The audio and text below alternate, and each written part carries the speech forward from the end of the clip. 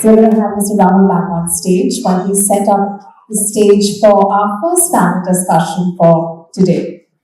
So this session will explore how designers can be more thoughtful, ethical and responsible in their approach towards building our cities and creating a positive impact on people and of course the planet.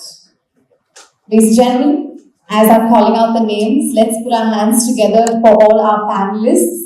Starting with Anupam Mittal, Principal Architect and Director, ARINEM. Mohit Hajela, Group Head Business Development, Jaquar Group. What about the others at the back? Why are you not clapping, everybody? Come on, let's give them a round of applause as they're walking up on stage. Mr. Qutub Mandviwala, Principal Architect, Mandviwala Qutub and Associates. Sangeet Sharma, Partner, SD Sharma and Associates. And Sonali Bhagwati, Partner, DPA. And let's give them all a round of applause, everybody. Come on. And of course, our moderator for this session will be Mr. Rahul. It's an honor to be sitting here with each one of you. Some of you I'm meeting for the first time, and some of you I've known for a very long time. And it's a continuous learning process. And I hope to go away from the stage learning quite a few things from each one of you. So, welcome here. As I was just speaking a few minutes back, I think sustainability is a choice we need to make against every all. It's a lifestyle choice. And no matter how small the measure, the impact is significant and amplified over millions of people doing it. You can only imagine what the outcomes could be. So today's discussion is furthering on that thought. And my first question is very simple. What does sustainable living mean to you? How do you incorporate that in your daily life? What are the measures you take to do your bit? I would say at an individual level, Rahul, it's more about the informed choices we make. I would call it going back to the roots. I think for so many years, we've lived about. I remember donkey years when the only holidays we used to have during summers was being packed off to Nani's house,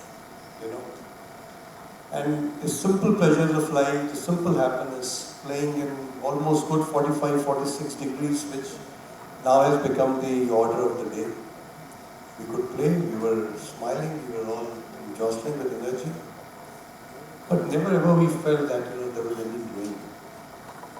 I think our own adaptation, the human life adaptation to the new emerging better patterns, I think has made us all very weak.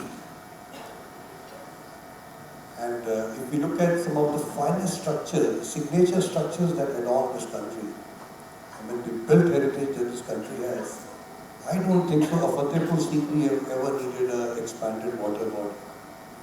Or an Aame Fort stands blessed, the monumental legacy we have, the kind of arches, the domes, the facades, the passive cooling, it's all there. I think it requires just going back to the roots, making simple choices again. Sonali, what are your thoughts? Hello. Yeah, there are three things that come to mind when we talk of sustainable living, urban living, conscious choices that we make. So, one of the first things that I want to say is that going back to the roots, as Mohit just talked about, let's talk of vernacular architecture. The second thing that I want to talk about is the human being, which is why we are doing everything today. Whatever we build, our whole built environment has to be human-centric because it is for the human being. So the wellness of the human being is of prime importance, and that is the second issue today that comes as a part of conscious choices. And the third is, let's talk of the blue zone. Why are certain places where people live more happily and they live longer? So these are the three sort of aspects which I feel are pertinent to urban living, and the choices that we make. When we talk of vernacular architecture, they are probably some of the best examples of sustainable living. We had locally sourced materials which were renewable. We normally use timber, stone, these are all renewable resources. They had low energy content. Passive design techniques were there so that it created ample daylight, thermal comfort, it improved ventilation. So these were the things that we looked at. And also besides that, as a part of vernacular architecture and building practices, there was a huge emphasis on cultural heritage and social sustainability, because there was always community involvement. The way we built, where the place of work was very close to where you lived. There was community support. People helped each other. There was proximity, because human being is a social animal. So those things were very much part of the design practices of the vernacular architecture. So today, yes, the need of the hour is that we cannot build adobe huts, but we can definitely learn from some of these principles of community building, of the way, again, walk to work is one of the few sort of principles which are coming back in urban design. Mixed-use developments. We went from completely sort of segregating land uses from commercial to retail to residential, and now we've come a full circle to come back to mixed-use developments and walk-to-work kind of a situation.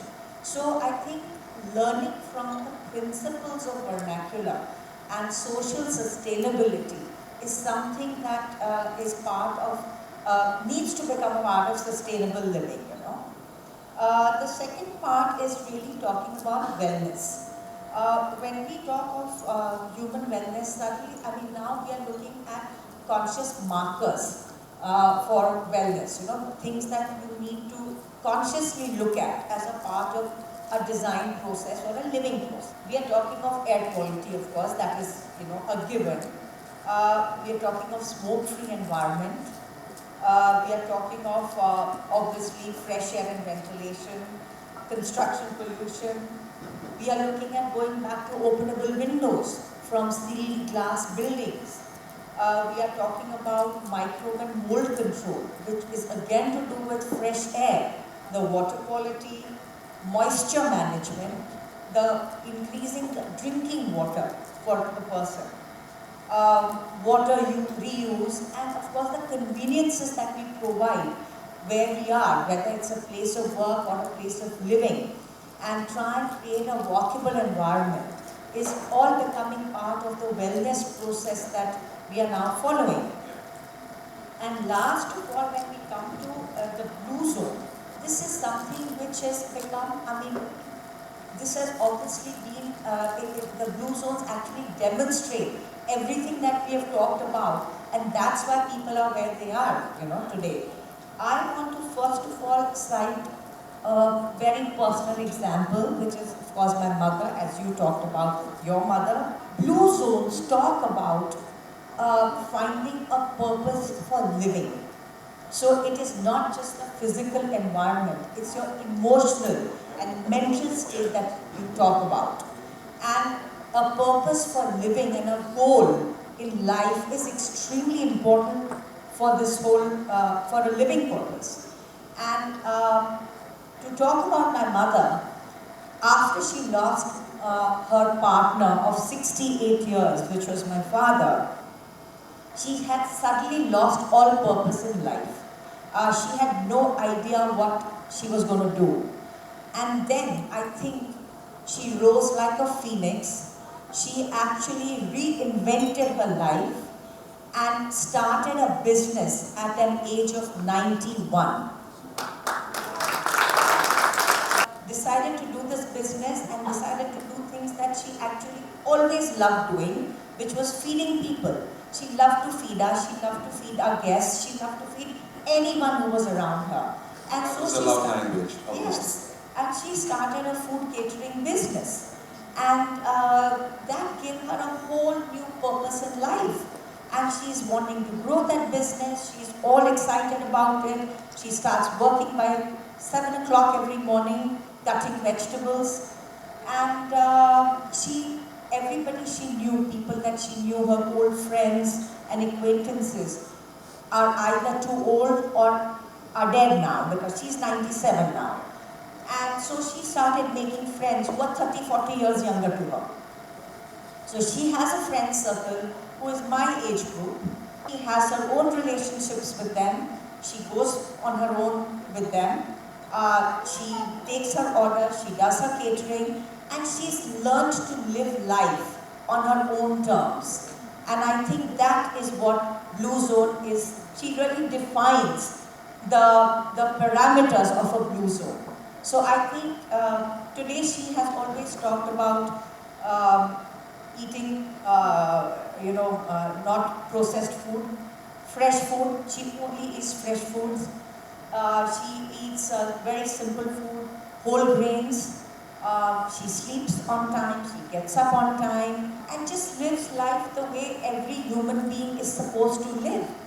And that's what it is. We have actually gone out of this whole, living cycle and gone into sort of completely unnatural things. We just go back to natural and live naturally, and I think we are all going to be fine.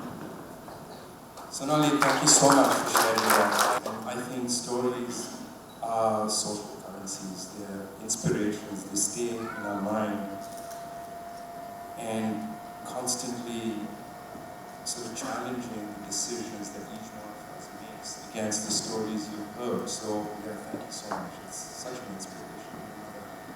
And interestingly, when you were talking about building sustainably in a way that you don't need to walk far from where you live. And I'm hoping technology is going to make that even more possible as time goes. And I remember this one time, a professor of mine said to me, and I was doing some a project in university, and it had a slight sustainable bend to it. And he said, no matter how or with what material you choose to build your building, it's not entirely sustainable.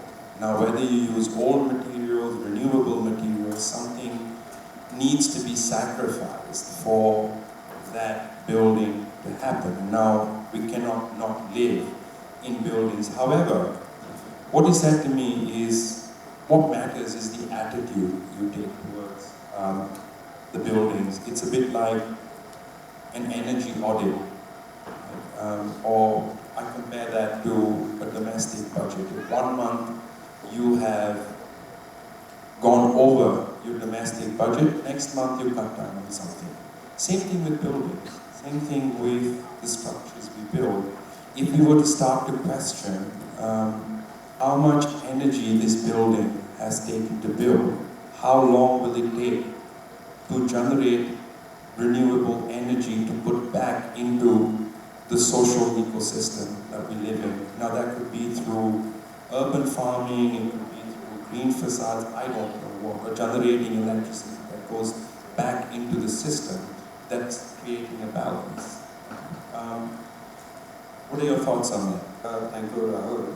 I think it's like charity begins at home. So you have to start from your own experiences. Like, happy to see that these glass bottles are replacing these plastic bottles. Not happy to see these kind of light in front of Of course. having so much of energy, while we have a bright sunlight on our skirts. So, practicing for 30 years, but I think for the first 15 years I never realized that just following the way the young generation is following, we must be following. But I used to lecture people, my clients, you should put this, you should put solar energy, you should put these kind of materials. But I thought that nothing was happening. So what I decided that time, me and my wife, she's also an architect, let's build a house for ourselves. Yeah. Okay, it's a dream, always a dream. Of course. Let's make a house which has to have all sort of things with relation to sustainability, whatever we understand as such. So we did a house which was in the center of the city, Lucknow, the absolute center of the part of the city, with zero discharge, with 100% power generation by solar. Fantastic. We got a zero bill with the central air conditioned house. So central air conditioned, I want a luxury. Yeah. Because the same lecture I used to give to people. Yeah. But the solar panel on the roof, complete terrace garden so that I can resist the heat. And complete automation in terms of the light, electricity.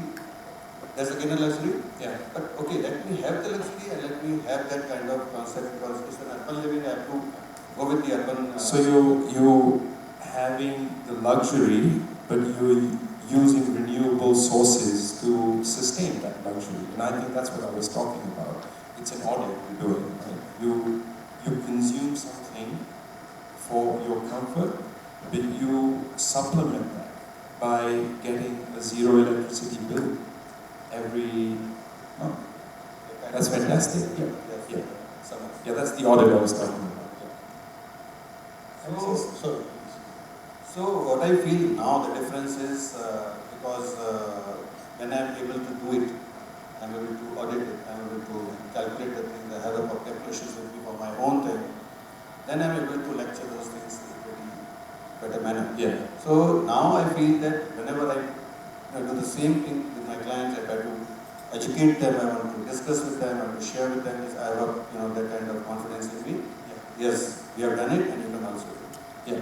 So that time, even whatever technologies were there, they were expensive or whatever limitations. But now today, with especially the young generation sitting in front of us, they should be able to adopt it even better, even in the larger manner, in the quantum, as well as the latest technology which have been there in front of us. Yeah, brilliant. Thank you. Mohit, you were saying something? I'd like to add it. One is again a great example of how we've done it at home. But again, to the larger audience, particularly to all the HBA award winners, I think our global headquarters, Manesar, is a great example. I think one of the finest examples. We talk about almost about 13 acres of a land, Rahul, and just about 8.5 acres is built up. You'll be surprised that we are almost generating closer to 13.5 megawatt total solar installed capacity. What we use, rest of it goes back to the national grid. We are recycling every bit of wastewater, it goes into horticulture, and then it is being replowed into the cooling towers. Yeah. Every bit of our waste food goes into biomass energy. I talk about a global headquarters that is a net plus building. It's not a net zero building, it's a net plus building. Yeah. It's a USGBC LEED Platinum certified building, though it was never being designed with that intent, but I would say it comes as part of collective consciousness of the protectors and promoters. A similar USGBC LEED Platinum certification has got extended to all the 7 plants that we have. You'll be happy to know that we lead the industry into sustainable production. We are practically recycling 4,221 metric tons of brass every year. We are able to recover 8.1 metric tons of chrome alloy. We recycle 5 lakh liters of water a day. Amazing. And I'm talking about 150,000 faucets a day manufacturing, and it's a global supply chain from India. Not even a single SKU that you see in Milan, Portugal, London, Moscow, 24 countries in Africa, 26 countries in the Middle East for almost 26 years. Not even a single SKU is different. And the biggest testimony I can give you, I talk about green products and green technology. I'm talking about Queen series being installed in Oberoi Villas, being designed by Parul Zaveri and Nimish Patel in 2000. Got commissioned in 2000. Happy to share the 24th year running, not even a single faucet has been changed. Can you imagine? So a big hand also to the Oberoi, facility management team. While yes, we deliver with hardness of water changing every 25-30 kilometers, we are delivering to a country within a country. But I'm talking about the green products, green technology, and a green mindset. Exceptional. I would absolutely love to see every industrial house, factory, household, large residential developments make this mandatory to at least recycle the grey water or at least produce something that can be consumed in a very short span of transport. Sorry, I missed to say we also use radiant cooling technology. In fact, one of the most early adopters of radiant cooling technology in a global headquarters of that scale. And we have been able to save air conditioning loads by almost 42%. Amazing.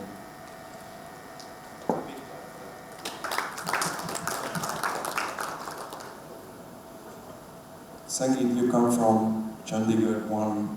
It's a great example for every city in this country, not just because it was designed by Corbusier, but I see a civic sense in that city that I haven't seen in many parts of this country. How do you guys do it? I know this is a slightly off the mark question, but what can we learn from you all that we aren't doing right in our cities, in other parts of the country? Back in school, I'm a backbencher. I was always very scared of questions. Yeah. So you got me on the wrong foot. I was saying something else. Anyway, yes, I'm partial to the city. I belong to Chandigarh, and the sense of pride percolates by the sustainability. You talk to a rickshawala in Chandigarh, and when he sees an odd building, he says, "Sari kya bana rahe?" I mean, we dwell there because we have been given that on a platter. Every citizen in the city is a part and parcel of the production and the safety of the city. I don't know how many are there from Chandigarh or how many of you have been there. We're talking of sustainability, Rahul. We're talking of things 60 years before. We had 4 foreigners who taught us how to use the local materials. I say it's a city not by Corbusier, but the genre, Maxwell Fry and Jane Drew, who actually made housing alive. They taught us, how to use the brick laddings, using bricks, the mud, the culture. He used to walk in the villages in the Punjab, take pictures and adopt it.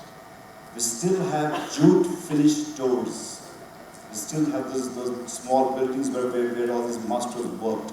It's their masters worked by example, as you said, and Sonali also said that people work there. My father is 94, he's working in the office and giving us a run for our money. He worked with Corbusier. And he says that the only thing which we learned is apply, not talk, apply. You do it on yourself. And Corbusier had 2 suits all his life and 2 shirts all his life, and they lived like monks. I mean, that's how they survived, because they applied on itself. We talk so much, we have examples, and we do all those things, but then in Chandigarh, we see it every living day. In the morning we get up, we breathe the fresh air, and we say, "Thank you, Lord." I touch my parents' feet every day. That's a whole soul blessing in itself. We open the doors and here we have the light. We don't depend on technology. It's the only city in the world which has a green belt running across its stomach and well kept. Not a single place which is dirty or loitering or littering. The whole green belt is maintained. So there's a sense of pride because it percolates from the top. That's why we could not imitate a new Chandigarh. Leave aside the city, the adjoining places like Panchkula and Mohali, we couldn't recreate that, man. I mean, it's so silly, so disappointing, disgusting. I mean, we have an example living in front of us, we can't replicate, because to copy a genius, you have to be a genius. So you can't just do it. So we have this city in us, and I think you touched a very beautiful note in me, and I think that's a living example of architecture, town planning, sustainability, street furniture. We have a lake which is man-made, and it's all flourishing. It's all there to see, to adopt, to feel, apply. So much to learn there. And this is a very good example of how design can govern social behavior. Yeah, I agree. If you were to look at our cities from the air, like a Google map, and obviously in that everything appears flat.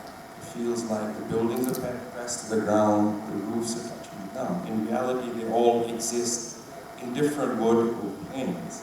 If we as architects were to take an attitude and say that, hey, the ground that this building displaces is appearing on the roof, how can we use that bit of land? Let's not call it a terrace, let's call it land. The land that exists across the cities on these terraces, how do you think we can use that in a way that it creates a sustainable life force?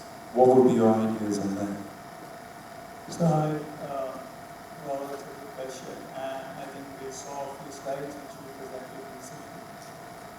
Yes, I think, when we talk about sustainability, basically we are talking of user-centric architecture. Yeah. And wherever you are, the user-centric part always creates a kind of a lifestyle, and it gives you something to create differently for every structure. We have a lot of examples where we have seen that it's not necessary to just have a green space as a road level. I'm forgetting the name of the building, but the one done by Wade in Singapore, where right on top we have the last 3 or 4 floors, where you walk down the ramp and you have the whole it's literally a landscape that you walk through. So it's just not necessary to just do the rooftops in green. You can make those green spaces a more user-centric space, which is there. It's not just a visual space that you create, where a person goes once and then he or she is not even using it. So when you're doing something like this, you have to come up with concepts where you're creating a green, you're creating a roof terrace, you're taking the green from down to the top. Displacing into another thing. You are not only displacing it, you're giving it a function, you're giving it a use, you're making it a part of the lifestyle of the building that you're creating. Absolutely. So if you are able to do it, then you are able to make it an important factor, and you're going to make it something which is going to sustain. Eventually, what is sustainability? Something that is going to sustain through time. Whether we talk about climate, whether we talk about user-centric, whether we talk about lifestyle. So whatever we do, something that is going to live for a time, that is going to sustain, and that is sustainable. And I think also everyone likes to have their feet on the ground, no matter how high up in the air you live. I can only imagine the health benefits. Sonali was talking about the whole fallback from having a purpose, having a connection, having meaning in life, and without a doubt, it's our collective responsibilities to create those social moments, those opportunities to allow for people have the lives we would have had back in our childhood. Like Mohit said, running around the garden of his nani's house, it's spectacular, it's priceless. Thank you very much, everyone. But I'm going to end with a very small narrative, continuing on my passion for terrace farming. My friends in Singapore run a very successful global design practice, and on their terrace, which is a shop of a couple of floors, less than 100 square meters of terrace, they made a little productive farm. They have a little kitchen which cooks food for all their staff. All their vegetables and herbs come from 100 square meters. That is incredible. All we need is the determination and the drive to do it. Space is not a problem, we all have it. What we need is the intention to do it. I hope we're all going to collectively make little space for these opportunities in our lives, in our homes, in our offices, in our factories, and eventually let that flow into our cities, and that's what I believe we need to leave back for our future generations. Thank you very much. I would also like to say that to make that more successful, it becomes very important to make it inclusive. So it's something which is not being practiced in so often.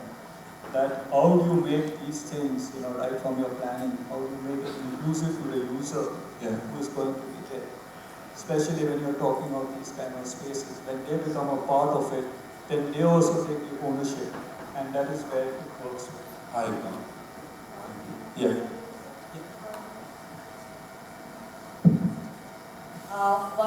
Another very important aspect of urban living and good urban living is creating walkable cities. And I think that is something that we have lost the plot on. Yeah. The experience of any urban environment is judged from its pedestrian experience. Of course. And unless we make a city which is respecting the young, the elderly, and the physically challenged, we will never be a full, complete, well-lived urban environment. Absolutely. But there are challenges, like we had it in one of our projects. We had literally 700 meters of pedestrian area. But for some reason, the authorities are just not allowing us to make it like a pedestrian zone. They are saying, we will not allow you. We wanted to grow the trees in the center. We wanted to have the, and it was for creating an experience for shopping, to enhance the shopping right in the heart of Mumbai. And we had everything. We had the fire engines moving on all the sides. We had taken care of all the things. But still there is a kind of a rigidity. There is still restrictions which are there for not accepting such things.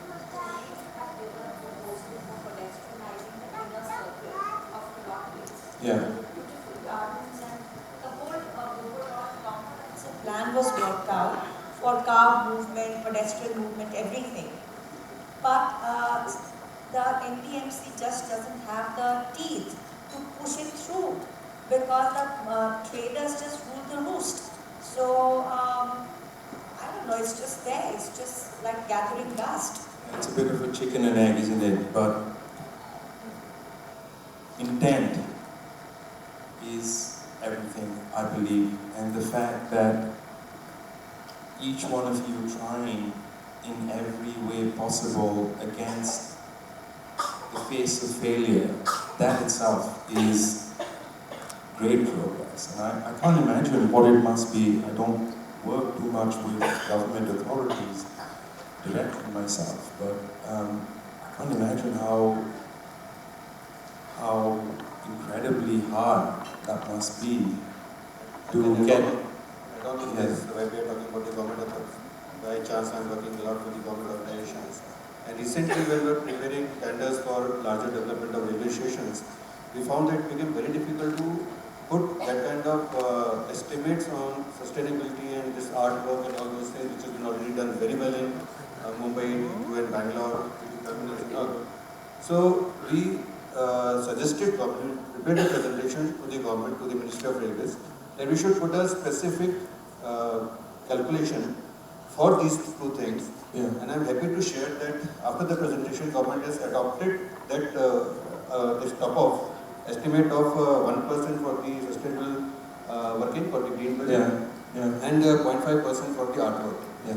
For the EPC contract, because it's never there. So this has been already adopted. The DPSC mandate for many years. This is such terrible. Yes, ma'am. But what happens? See, it depends like what is in front, coming in front of you. So what happened for EPC contract, whoever understands the EPC contract, you don't have any opportunity to do that. Yeah. The moment it has been added, it is getting followed. Yeah. So the other end of the spectrum, many years back, I was a very poor architect in Brisbane, and still I'm poor. The City Council of Brisbane didn't have any FSI regulations. Nothing, zero. I mean, they had some base regulations, but they gave you FSI based on how much you're giving back to the city. And that was the audit that they said, hey, if you give this much to the city, you get this much in FSI. So it's a trade-off. Right? Say, how is this building? It could be an office building, it could be a residential tower, it could be whatever. But if this building is giving something to the person on the street, and then to the city, to the country, that much FSI, those many points you get, and those points translate into FSI. And I thought that was a brilliant way of motivating people, developers, to... You know, there was a thing, I think in New York once, where you could get a much higher FAR if you gave up some part of your lower areas Exactly. to the pedestrians. Exactly. Yeah. So if you created a thoroughfare through your building, because that goes from this to the train station quicker, you get certain points which translate into FSI and buildability and therefore sellability. So it became a mission for the developers to find creative ways to give back. Now, they had to give back to get something. Yeah. also, he gave us nature, we ravaged it. Yeah. Now all the biophilic designs we are doing, all the Moscow Verticale and Yeah. now it's time to give it back. Yeah.